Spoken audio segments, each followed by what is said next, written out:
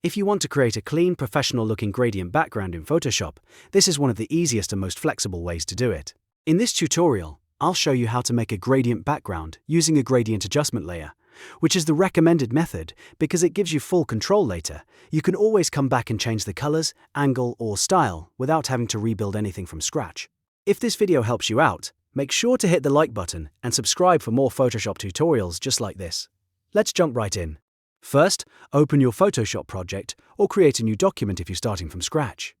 Once your canvas is open, look down at the Layers panel at the bottom of your screen.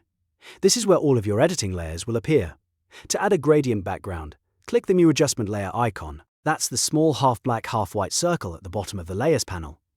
When you click it, a menu will pop up with several adjustment options. From that menu, choose Gradient. As soon as you select Gradient, Photoshop will open the Gradient Fill Settings window. This is where you can customize exactly how your background will look. At the top of the window, you'll see the Gradient drop-down. Click the small arrow next to the color bar, and Photoshop will show you a list of built-in gradient presets. You can browse through different styles like pastels, blues, purples, or other gradient sets, depending on the look you want.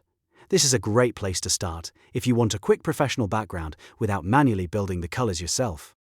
Now let's talk about the style option, because this changes the direction and shape of the gradient. If you want the colors to fade smoothly from one side of the screen to the other, choose Linear. This is the most common choice and works really well for clean backgrounds. If you want the colors to spread outward from a center point, choose Radial. That gives you a circular fade effect that's perfect for spotlight-style backgrounds. You can also try Angle, Reflected, or Diamond if you want something more geometric or mirrored. These can create sharper and more creative background effects, depending on the design you're going for. Next, adjust the angle setting. You can either spin the dial or type in a specific number of degrees. For example, if you want the gradient to move from top to bottom, you could use 90 degrees. If you want a diagonal fade, try 45 degrees.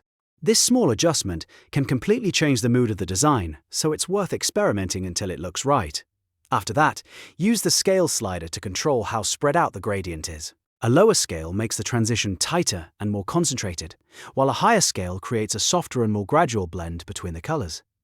This is especially useful if you want a smooth background that doesn't distract from text or other design elements.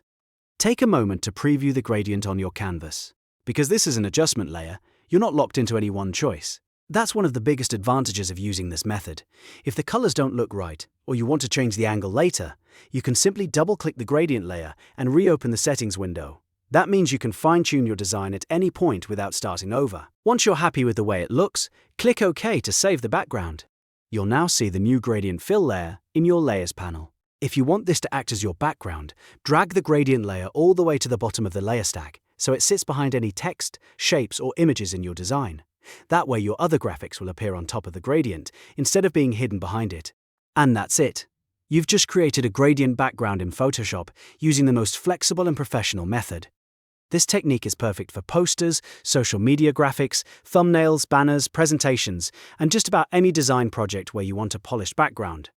If this tutorial was helpful, please give it a like, subscribe for more Photoshop tips, and turn on notifications so you never miss the next one.